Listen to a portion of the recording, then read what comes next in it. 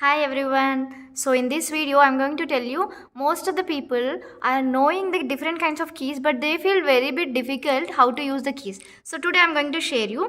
So for suppose if you want to delete any unnecessary files or anything, you have to click on this Windows and R. So whenever you're clicking on this Windows and R, you will get different kinds of option like to enter %temp or else recent any files. Okay. Now one more thing is that if you wanted to access the keyboard keys like @ dollar %, if you wanted to access these letters, okay, what you need to do is click shift and 1.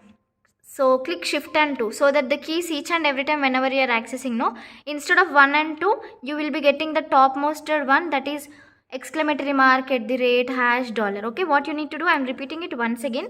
You have to enter shift and the key whichever you want on the top. If you enter 1 2 3, automatically that keys will be displayed. Okay, but at the same time if you want @ dollar and caps symbol ampersand star and these things, you have to use shift keys.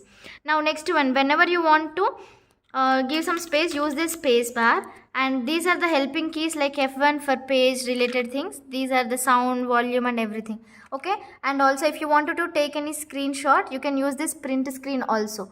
Okay, directly you can enter this print screen so that you can get the screenshot, or else control plus shift plus S. Okay, so these are the three keys, control shift and S. If you are clicking on these three things, you can take a screenshot, or else Windows and this print screen also you can click so that you can take the screenshot. Now if you want to, in order to access these keys for numbers, it is better to access these keys for entering the numbers so that it is very flexible for you to enter faster. I hope this video is very much helpful. Thank you.